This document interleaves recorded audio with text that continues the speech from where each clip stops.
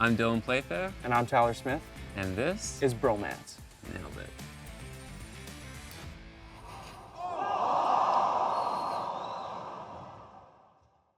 We are rocking and rolling.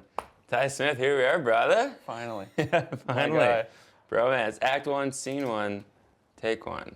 I guess for those listening at home, this is the inaugural episode of the podcast. How good it feels.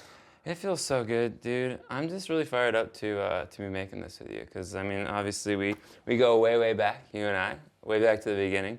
But for those of the listeners at home who might not be as aware of you and where you come from in your story, can you fill the folks in? Yes, what absolutely. You're about? Yeah. So my name's Tyler Smith. The backstory, the long story. I grew up in Leduc, Alberta, just outside Edmonton, and fortunate. Got to play hockey, got to do the things I wanted to do, and got to figure out what I loved. And I ended up in Humboldt, Saskatchewan, and not a lot of people would probably know where Humboldt, Saskatchewan is. Tiny little town. 6,000 people. I am one of the surviving members of the Humboldt Broncos bus crash from 2018. It's been 7 years of a lot of growth, a lot of learning, a long journey. Obviously, as an athlete, physical health is important. I think it's something that we all kind of enjoy in our lives, is being able to move our bodies and do what we love if you're able to go and play the sports. And I understand obviously not everybody's able to, but for me, physical health was something that I was good at, and it was always my background. And then obviously after that day, losing 16 incredible people, the one thing was mental health. And for me, mental health was something that I really never wanted to be a part of. I'm a guy's guy. I love people. I love the dressing room. I love being around everybody. And I think, like many, I want to put other people first. I want to make sure that people are good. I want to meet people. I want to connect. And I think now I look back and I probably overlooked a lot of my relationships and conversations. And ever since that day, I've learned a lot. And it all the foundation is mental health, and the foundation is connection. And I think that's why obviously this brings me so much enjoyment and so much excitement, just because it's true. I mean, we have athletes and people in those worlds, we have so many connections around us, but that deeper meaning to it is something that I have really gained a lot of perspective on. It's interesting you talk about the sort of the guy's guy idea of what locker rooms are, and I think for so long there was this culture that was kept within the confines of the locker room, and people didn't really talk about their feelings in the room or outside of the room. And it's been really cool to watch over the last 7 to 10 years. It feels like that culture is shifting. I feel like people are being a lot more open about the camaraderie and the love and the brotherhood and sisterhood that comes from playing team sports. And when the Humboldt crash happened, that was something that really, it was so inspiring to see how the country came together and how deeply rooted hockey was in our fabric, and how that sort of segued into these conversations about mental health, and to see what you've been doing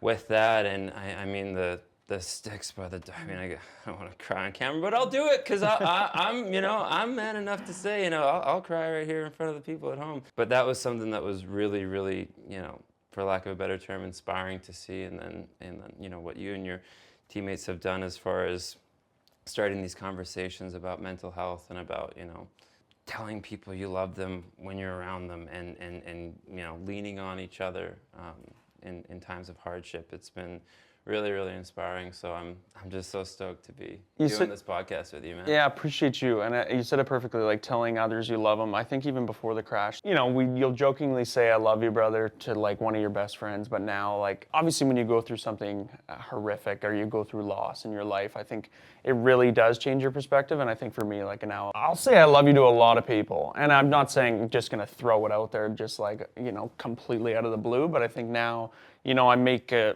effort with my people, even much love, or just I love you, brother, as you're ending a phone call or whatever it is. Like I said, the perspective shift you need sometimes, and it's hard because grief is something that we all know far too well. I've kind of had a little bit of a different lens on now, whereas I wanted to move on from it. I just wanted to be done with it, and now it's okay, I can move forward with my grief, and I can talk to people about grief. Grief is a hard topic, and it's a roller coaster. But enough about me, brother. I know most will know my boy Dylan Playfair, but like, introduce yourself. Give me a little background. Well, bro, so as you mentioned, the name is Dylan Playfair, and hockey has been the game for since before I was born. So my dad's a pro hockey coach. He's now coaching for the Prince George Cougars in the Western Hockey League. Grew up traveling around with him, so he played in the NHL. He played for Chicago, Edmonton, then he played in the American League and the National League. And then my dad transitioned into coaching the year that I was born. So I moved around a bunch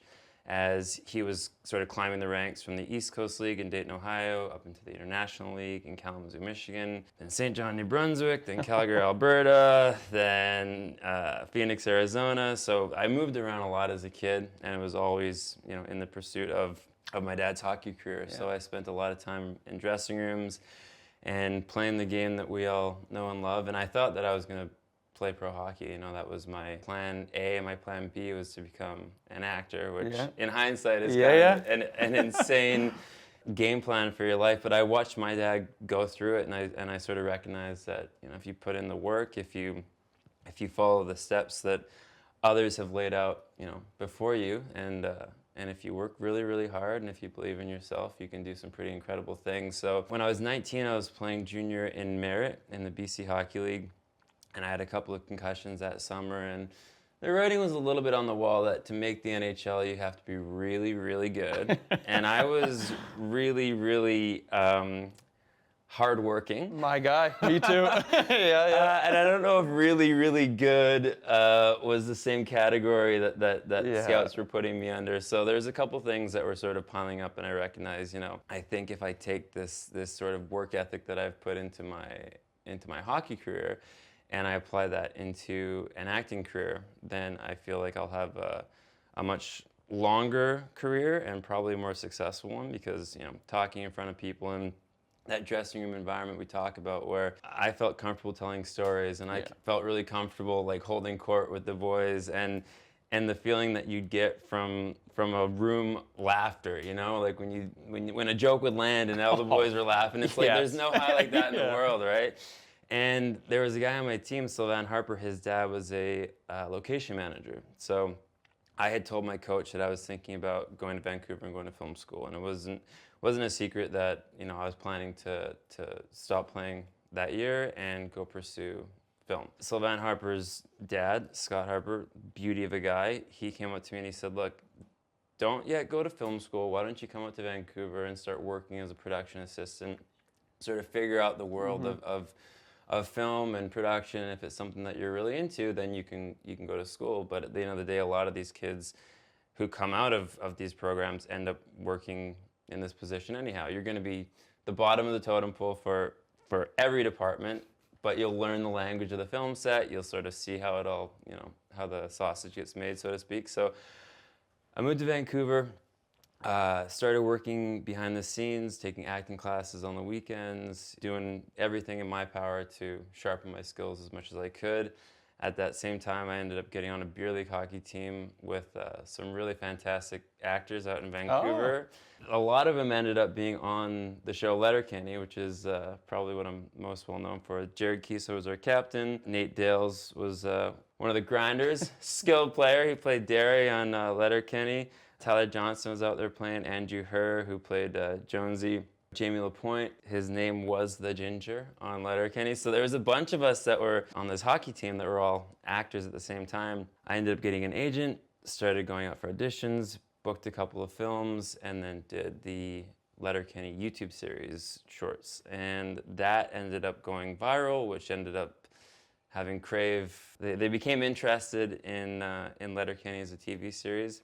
That got picked up. We thought we were going to do 6 episodes, and 12 seasons later, I've been very fortunate to have had a pretty broad career. I was Knox in Some Assembly Required, which is on YTV.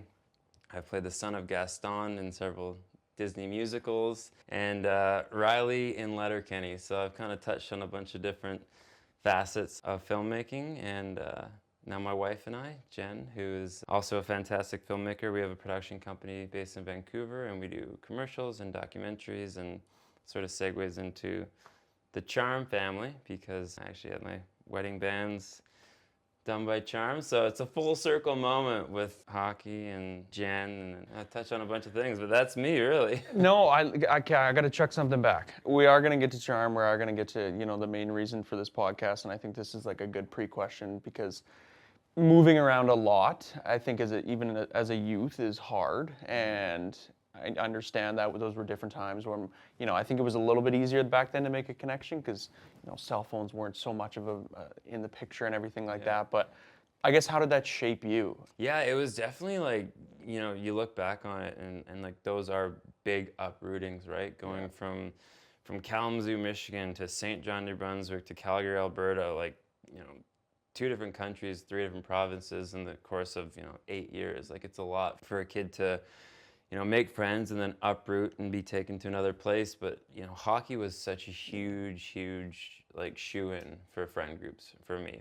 It was, organized sports because you knew that every year you'd have tryouts and you'd be meeting new kids and you'd be put on a team and you'd have the opportunity to make new friends in new places. And schools can be tough because you come into these social, cliques that have existed for quite some time and you're the new kid, right? So I really relied on sports to sort of bridge those gaps, and that was one common theme that we had in every town we moved to was a minor hockey program. That wasn't just for me and my 2 brothers, but for my parents as well, because they're going through the same process, right? Like my dad's joining a hockey team, but my mom's in a new place, and the minor hockey parents, those circles become very close. You spend a lot of time with each other, and then the kids become really close. So I think that really gave me the skills to go to a new place and feel like I could find a community and find friendship. It was a sink or swim with social skills type thing. You either put yourself out there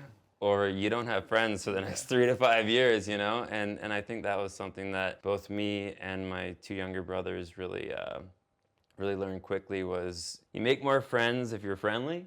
You catch more flies with honey than vinegar. I don't know if that's how the saying goes, but something along those I'm picking up what lines, you're putting right? down. Yeah, and we always had sport, which was huge. I think it's really important that kids play team sports, and that's not to knock individual sports. I think anytime you're challenging yourself, that's important. But for me, that community that I knew I'd find no matter where I went made those moves not seem as scary as I think they would have.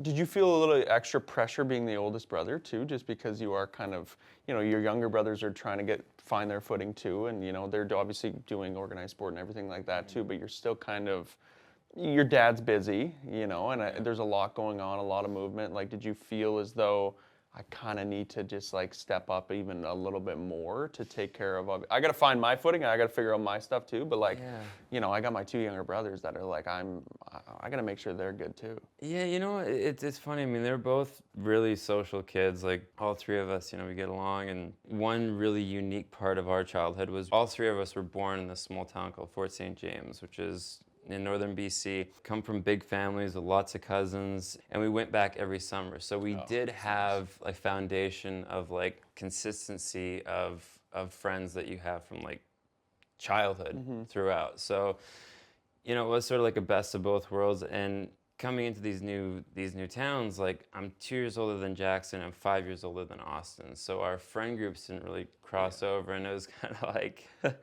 you see it so much at home. It's like, you're good, I'm good, I got my own thing going on. I'm gonna go, hang out with my buddy down the street. You do your thing. So I never really put the responsibility of like making sure that my brothers were fitting in, because they were both pretty social butterflies as well. I'm like, oh, they're doing their own thing.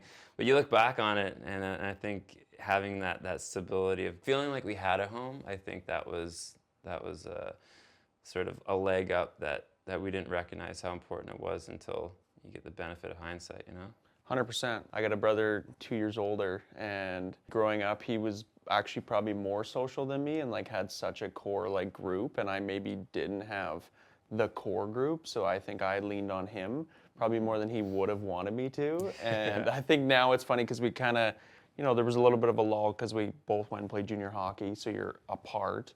And then now it's crazy because like I think we're the closest we will ever be and like have ever been. So it's interesting how it all kind of, flows back once I guess once you mature and like realize obviously what's important in life when you go through something.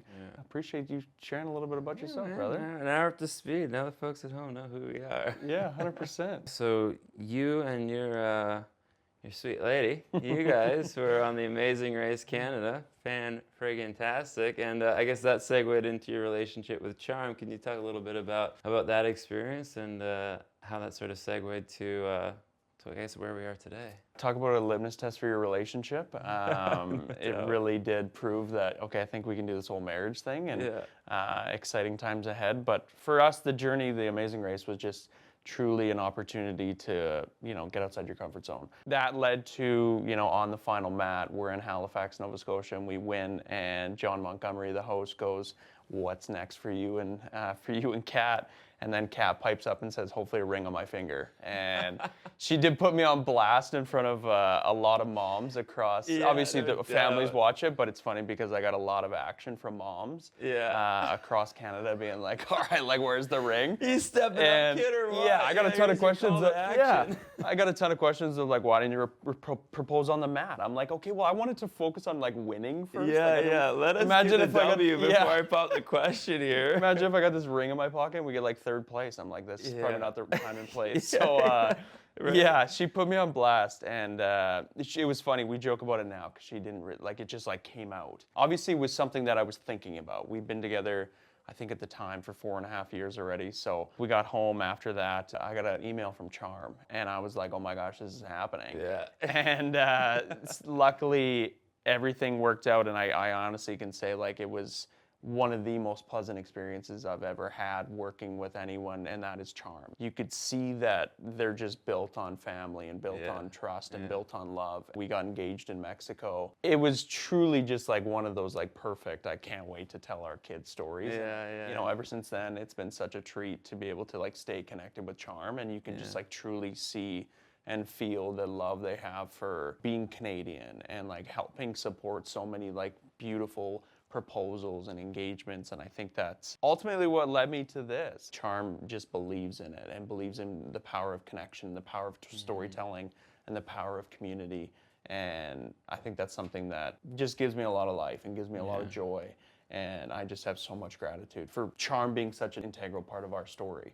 So my Charm story, segue to yours. Yeah, man. Yeah, Charm's got that East Coast hospitality baked right into 100%. the ethos of the company, man. They're so freaking cool. I met Jen. So Jen had moved from Los Angeles to Vancouver. She had been an actress for a long time and a documentary filmmaker. She met with Carrie Wheeler, who's my agent, and they hit it off, and Carrie signed Jen onto a roster, and Carrie would have once a month these things called Casual Thursdays, where the whole roster got together, had a mixer, and kept that community, alive and well. I was about to go to Sudbury to film season probably seven or 8 of Letterkenny, and I had some papers I had to drop off for my taxes, and I wasn't gonna go. I was really like, I had so much stuff I had to get done before I flew out.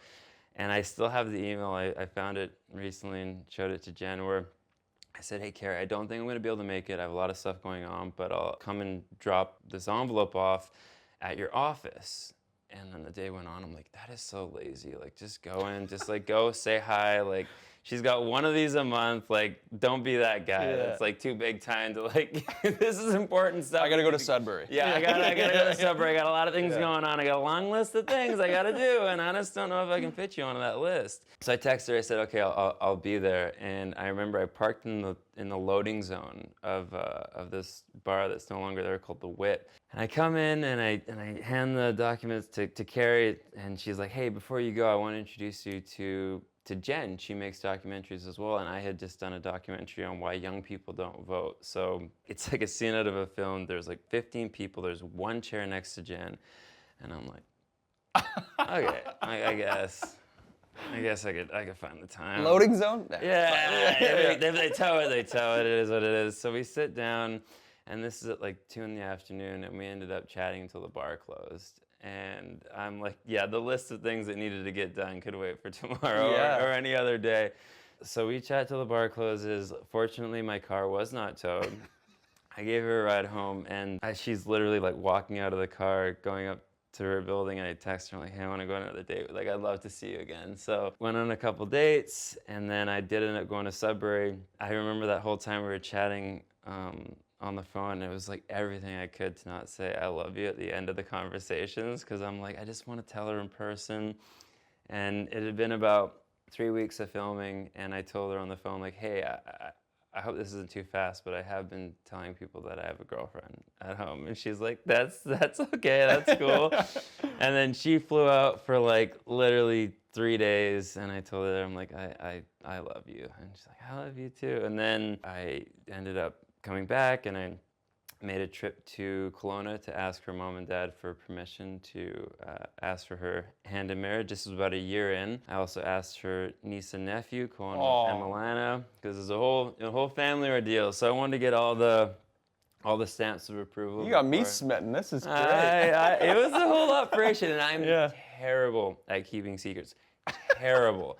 So my mom was in town, and we went ring shopping, and picked out the perfect one, and I had it hidden in my nightstand. And Jen was like, I still to this day don't understand how you could keep this a secret, because like I'll watch a movie and be like, can I tell you how it ends? Can I please tell you how it ends? Okay, I won't tell you how it ends, but I'll tell you the beginning, the middle, and like 3/4 of the end. Yeah. Like I'm very bad at keeping secrets. So I called Jen, and I'm like, hey, my brother and I are gonna go out on the boat, a boat. We rented a boat. I rented a boat in Vancouver to go test out this new lens. So I got this camera and these new lenses. Like, we're gonna go out and take some photos. If you want to come, that'd be sweet. If not, no worries. Like, we're leaving at this time, knowing full well that she's coming. We get out on the water, and it was like raining. It was ugly weather that day. It was bad. And I just remember, I'm like, please, I just need like 30 seconds of like no rain. Just give me like a little bit of like peaceful weather. And dude, it was crazy. Another like scene out of a movie, like the clouds parted, a rainbow popped up. It was like so sunny. I'm like, okay, yeah, this is it. This is happening right now. So I go to the front of the boat, and I fish the ring out of my pocket, and Jen thought I was going pee. She thought I was going pee up the bow of the boat. So she's got a mouthful of almonds, and I got the ring coming out of my pocket, and my brother Austin's there taking photos. And so I turn around, and I don't know if it was the same for you, but like I blacked out. I'm sure what I said was romantic, but I remember none of it, and neither does Jen. She hugged me first, and then Austin was like, did you say yes? And she goes, yes. Then we put the ring on, and then Charm came into our lives, and they're like, well, your first big mistake was you didn't go with Charm for the engagement ring, which I agree. I agree. I did not know. However, the classic, lovely East Coast hospitality, family-run Canadian business they welcomed us in, and I absolutely made up for lost time with the wedding bands and my wedding ring. So we started working together. The rest is history. Just celebrated our 3rd year anniversary a month ago. Oh gosh, I just love love. Isn't the best? My cheeks hurt. But I think it's like Charm is it's so nice how they guide you through the process, because I truly had no idea. Even like picking out a ring. I remember we went to Charm at Market Mall in Calgary, I think it is, and I went, and I'm like, okay. I mean, Kat was actually also there. I told her I needed to like go to a store just to like get something. Yeah. She probably knew, and I sat down, and lovely Morgan from that storefront, I sat down, and I'm like, I have no idea. I was like, I don't know if I think I kind of knew that she wanted a square. I think I kind of knew that she wanted like a big rock, and I'm like, okay, like that's all I know. It's intimidating. It's right? intimidating. I went into it, I sat down, and I'm like, I truly have no idea what to, and she's like, what about it, like a hidden halo and like this? And I'm like, I have no idea. Help. And I looked at Morgan, I was like, is it like normal to like have the significant other like come in and like help with the ring process? And she's like, honestly, like you'd be surprised, there's more people now that do that. So I called Kat, and I was like, I need your help like right now. Can you come to Charm? And she had no idea. She might have. She played it off. Right. God bless her. We picked out the perfect ring. But even then, she didn't know when I was going to do it. We go to Mexico, similar story, man. I was trembling. I knew this whole time at the trip I was going to do it on like day 3 or 4, whatever it was. Yeah. And I had this whole setup. I was like communicating with the resort. I'm like, okay, I want like a beachfront dinner, like sunset, like beautiful. And oh man, like the day starts and it's a bit cloudy, it's a bit overcast, and I'm like, okay, it's gonna open up, it's fine. And I remember we went back up to the room to get ready for dinner. Yeah. And I told my brother and his wife, I was like, we're gonna do dinner alone. They knew of the plan and everything. And I was like, we're gonna do dinner alone. And then all of a sudden we get back to her room and she's gonna kill me for telling this story. But I think it's adorable, it's cute. She's got a little blankie that she's had since she was like born. And bad news. Housekeeping comes and like, cleans up the room. Blankie gets caught in like the sheets. No. Blankie's gone. Blankie's and not like there. this is like I keep like an hour and a half before I'm about to propose. And I'm running around the hotel like ripping apart like housekeeping carts, like trying to find Blankie. Yeah. 30 minutes before dinner, I find Blankie, but we're both exhausted. She was like crying. And I'm like, this isn't gonna happen. Like this is the worst day of my life. And I was like, we don't have to do dinner. Let's just chill tonight. Let's order room service. And she's like, no, let's do dinner. I look outside, monsoon, like 80-kilometer winds, pissing rain. And I'm like, this is literally the worst day of my Your life. private dinner setting It's is gone. flying It's through gone. the window. So then luckily, it kind of same thing. It parted a bit. And so I texted the videographer guy. And I was like, I need to do it on the beach, like really quickly.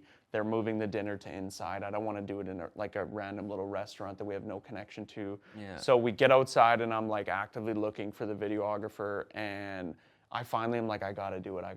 And I'm like, I'm taking pictures of Kat, trying to like distract her. You look beautiful. She looked amazing, obviously. And I go, okay, let's take a selfie. And like, she like goes to take a selfie. And then like, that's when I drop to a knee. Yeah. And then it was like, it ended up being such a perfect day. And like the ring was, my gosh, like she still gets a ton of compliments and just That's awesome. like it is stunning. Like it is truly one of the most beautiful things. So funny how we both just have chaotic engagement stories. Right? Like the weather is the biggest. You're just like, are you kidding me? Of all the days, like I've been planning this for so long, and it's like monsoon, like piss and rain. Like, oh my God, come on, cut me some slack here, please. Yeah. Ever heard of the 4 C's? Okay, buddy. Not this again. Well, diamonds are forever, Ty, so we need to get the Bromance listeners up to speed so they don't make a mistake when they go to pop the question. You raise a good point. I literally had no idea what I was doing when I started looking for engagement rings for Kat. So, as you were. Well, the 4 C's, cut, clarity, color, and carat. Carat is the size of the diamond, but those other 3 C's, they work together to make the whole place shimmer. Which we love, because sure, they'd marry you with a paper ring, but diamonds are way more water resistant and never go out of style.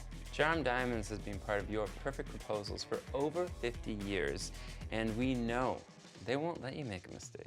Take it from me, you don't need to know a thing about diamonds, just that you have found the perfect person to give one to. Shop in one of their many Canadian locations or online at charmdiamonds.com now. And then obviously the podcast, like I know the Charm family and has been so good to us, but like I guess why did you want to get into the podcast? I've been a guest on quite a few, and I really enjoy conversation. Like I really enjoy learning about people's lives, and I'm a very curious person. I think Charm is really cool because I've done a series of campaigns with them, and I was given the opportunity to play myself. And it's sort of like a volume up version of Dylan, Dylan who doesn't work here.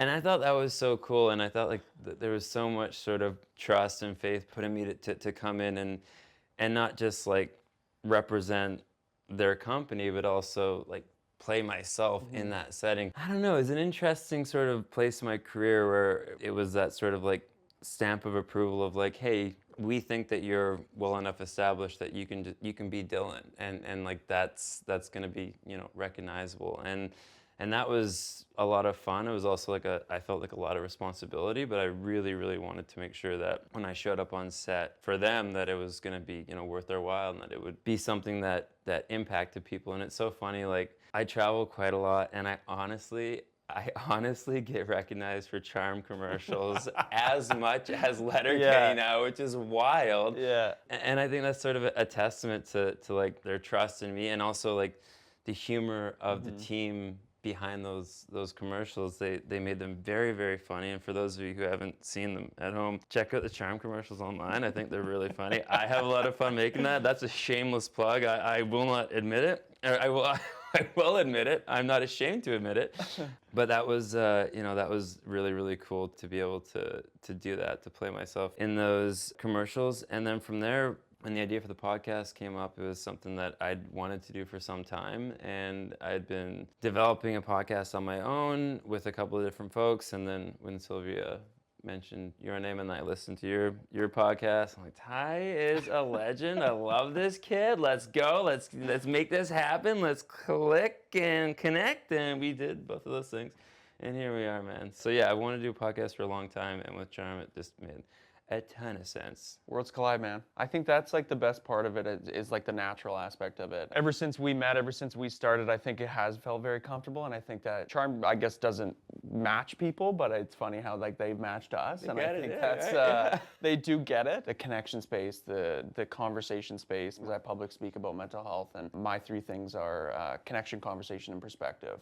And I think that's something that goes really well with the Charm-inspired podcast that we're about to do. I think we hope to inspire, just because connection thrives when people show up for each other. These past couple of years have been hard on a lot of people, and through the podcast, we shouldn't have to give allowance to people to do it, but you hope that these real raw stories of romances and your friendships and connections can really open up people's eyes and give them that allowance to call their boy and be like, this is what's going on, and I just want you to know I'm super proud of you, and I appreciate you always. And that's something that I probably would have never done before. It's interesting how such a a little phone call can go such a long way, or a little conversation can go such a long way. And I think that's something that has continued to bring me a little bit more healing and a little bit more peace and gratitude, I guess. And in the mental health space is just knowing that there is people that will listen. They're not going to be my therapist, and I don't need them to, but damn,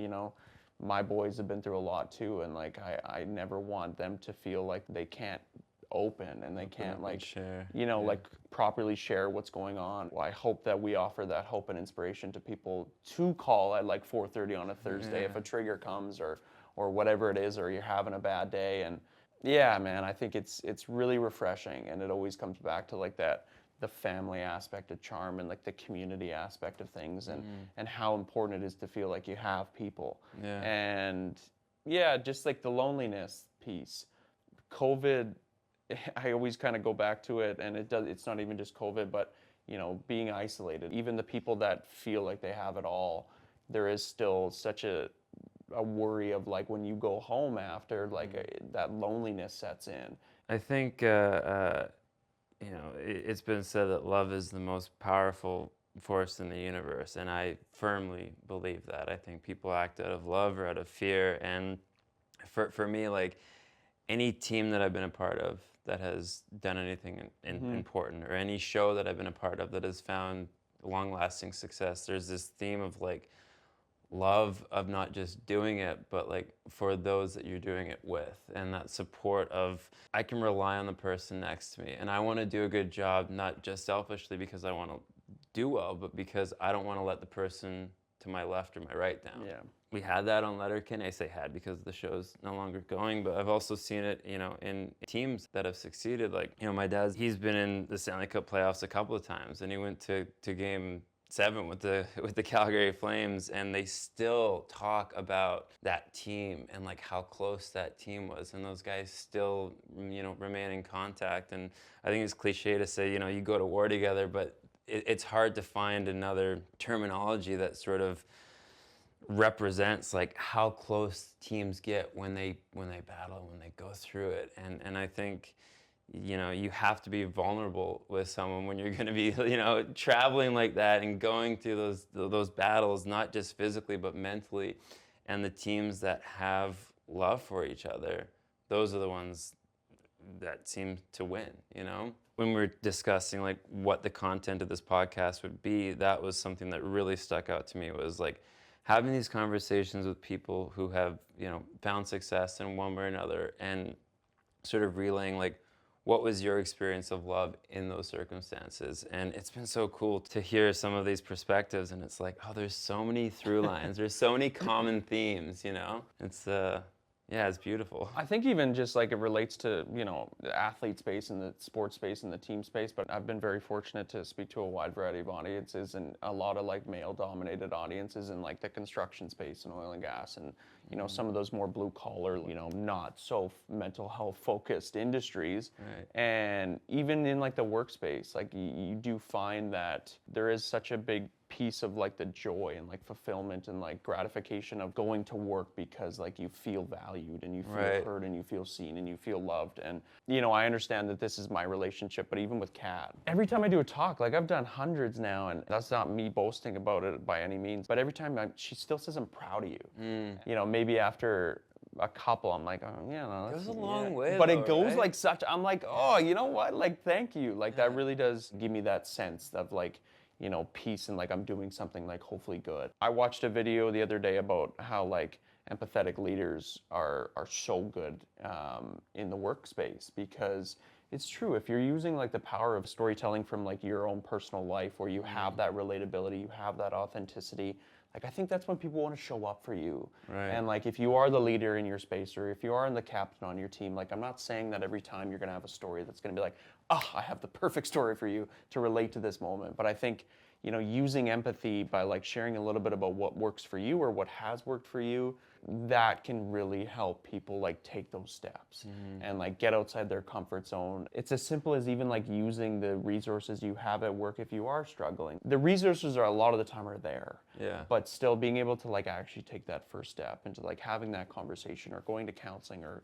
whatever it may be, I think it's still, it's so daunting. Dude, it's funny because like they'll go to the gym, they'll eat healthy, they'll take all these measures to ensure that they're physically healthy, but yet like the mental health side of it, it's perceived as not just daunting, but as something that like is almost a form of weakness to say like, hey, I need help, or like this is something that I'm processing and going through, and like I don't think I can do it alone.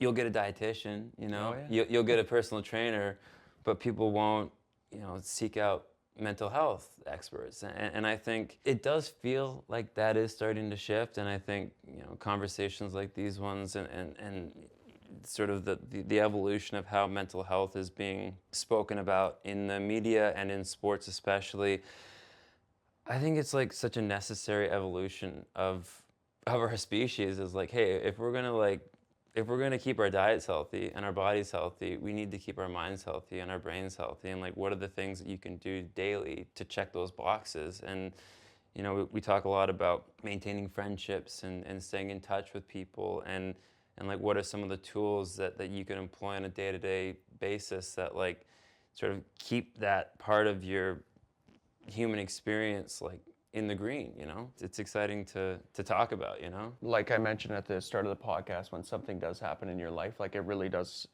force you to almost have that perspective shift sometimes. And I think for my parents, it was tough too. And even like my relationship with my dad has evolved quite a bit. I'm very similar to my dad, and like we're both social butterflies, but there's still a little bit of anxiety like going into a big space. But like when we're around our people, when a joke hits, like it's just like the best moment, like, and you thrive in those social settings, but then you still go home and there's an aspect of, was I all right tonight? Was I good? You know, or did people like me? And I think then it kind of relates to like the checking in space, where I'm very much a person that like I have no problem calling somebody. I got no problem sending a text. If it's like somebody in your life's birthday, send them a text. If it's somebody that's unfortunately lost somebody in their life and they're posting about the anniversary of their passing, like send them a text. I firmly believe like those little and often makes much. I'm on the road a lot, so I think it's a little bit easier on my end because, you know, for people that work to 9 to 5, like I respect the heck out of that, but it's obviously hard. You can't pick up the phone at 2 p.m.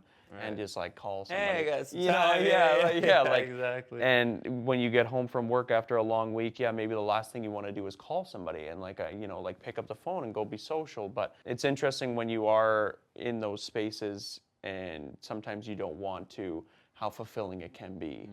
Even if these people in your life that aren't constantly checking in, maybe that's just not in their nature. Maybe that's not something they're like good at. So like, you're still allowed to do it. Sending that text on a birthday. It doesn't even have to be like a monumental day. Like just like, you know, when you think of somebody, like send it. It almost has like a different impact when it is sort of out of the blue, and I think we all have those people in our lives that maintain that level of like check-in, you know, and you love it. It's like, it's the best. This is awesome. Like you reached out just cause, Yeah. like thank you. You know, that feels so nice. And then, like, what does it take to be that kind of a person? Well, it's just this. It's what we're talking about. It's when you have that thought of someone who you haven't spoken to in a while, or someone who you know is down and out and needs a bit of a, hey, you're doing well, or I got your back. Like sending those messages and reaching out on days when it's not an anniversary or a birthday. Like those are the things that I think really can like positively impact people's mental health. And it goes both ways, right? It's like when you're doing something good for someone else, you can argue that it's just as good for you. Like it feels so good. And I think it's a quote that can be taken out of context because it sounds so counterintuitive, but like ultimate selflessness is ultimate selfishness. Whoa. It's one of those things that like at first glance is like, oh, selfish is bad. But no, what it means is like when you're doing things for other people just because, it feels so good.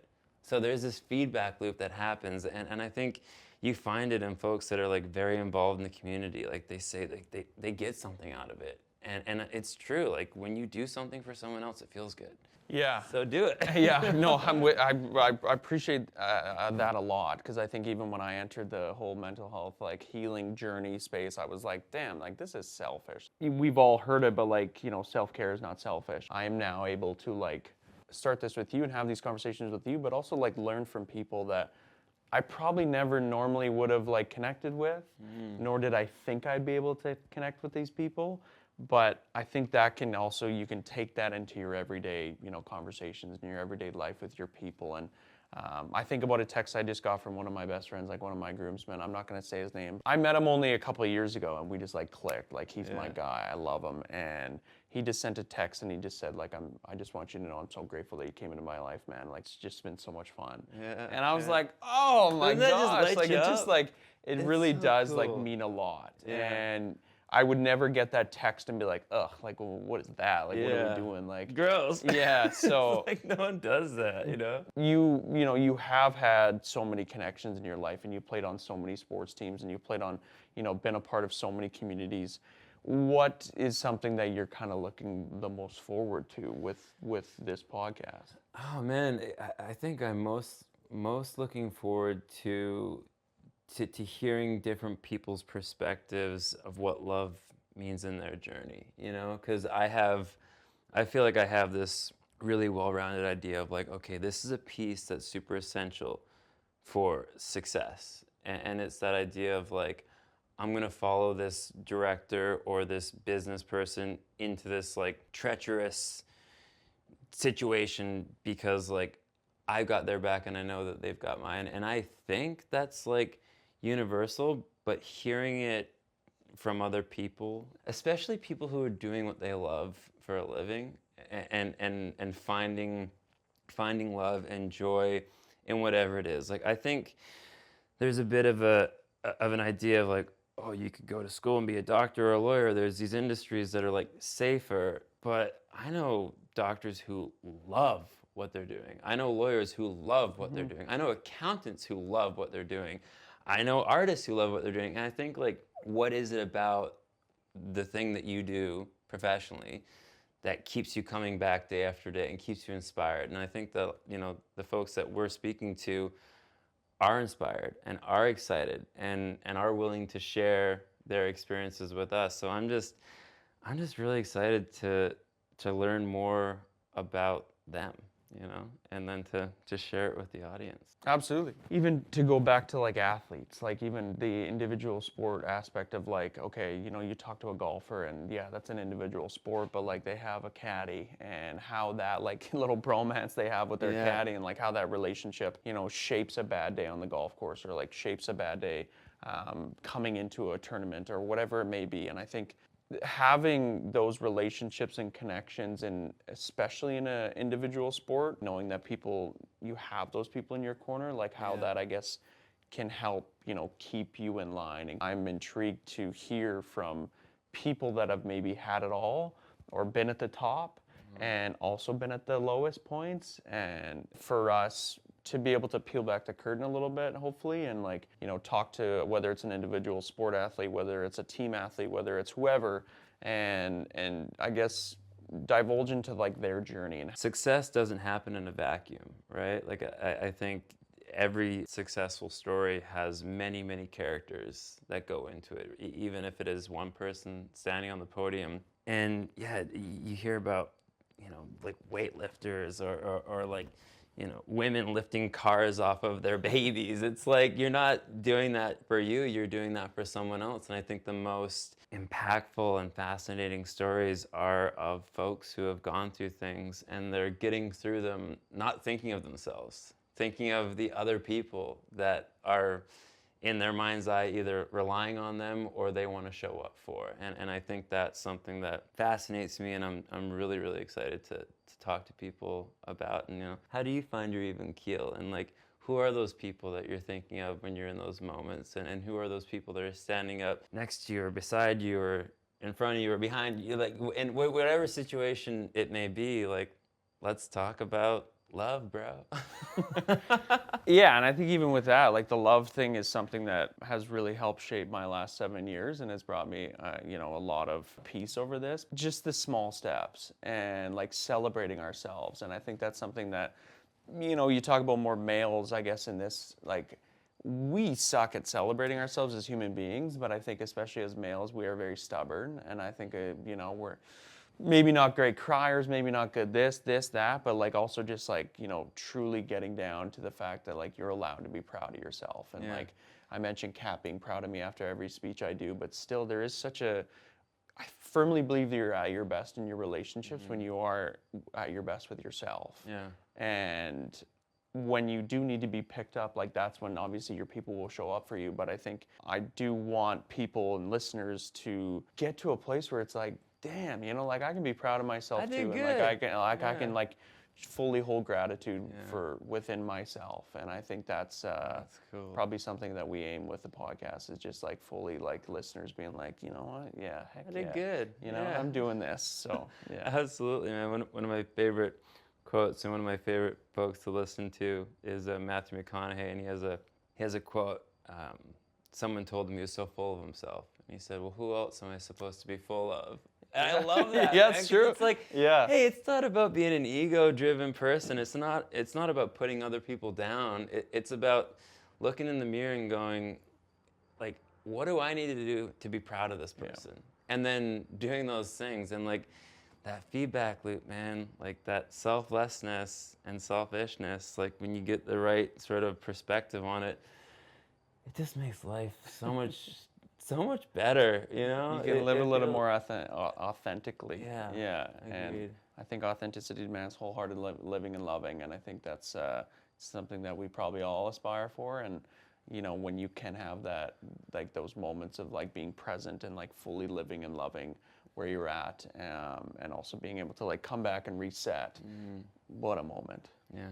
So, Ty, we've talked a lot about you know, community and friendships and reaching out and maintaining those relationships. And I think one thing that this podcast aims to explore is, you know, obviously how to combat loneliness. And for folks that may not have those names that come to mind right away of like, oh, I know this person will, you know, reach out or I can reach out to that person.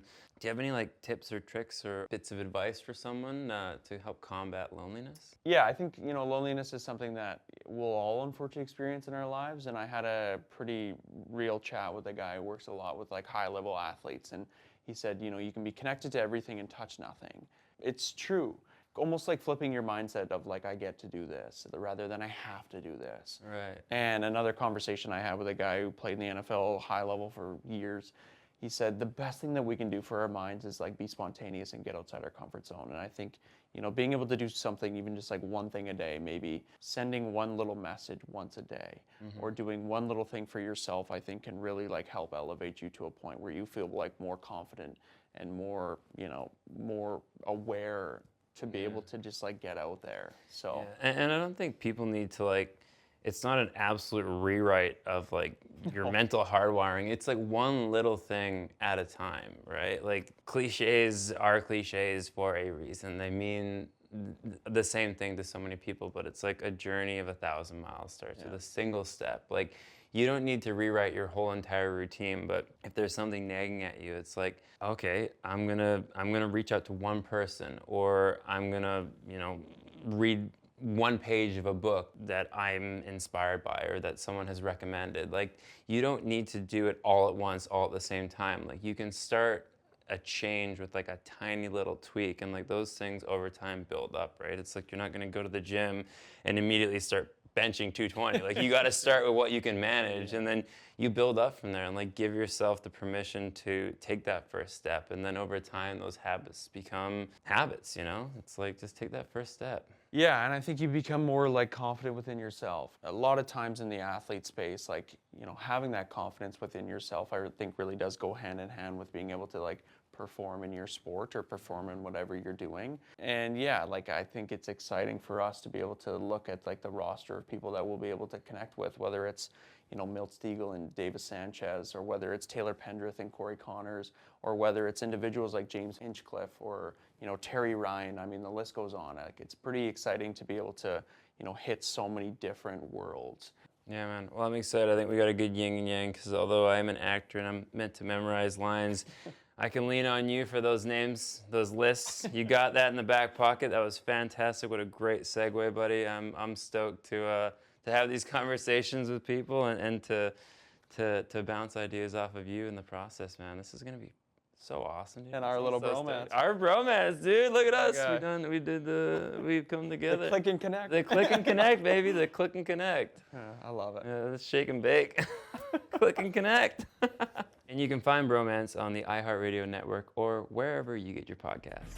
Dylan, I got a question for you. I've been thinking, Kat and I just got married, but maybe down the road when she already deserves it all, and I know she loves her ring, and I know it's perfect thanks to charm. Maybe one day down the road, I think to myself, all right, let's see about maybe getting a bigger diamond.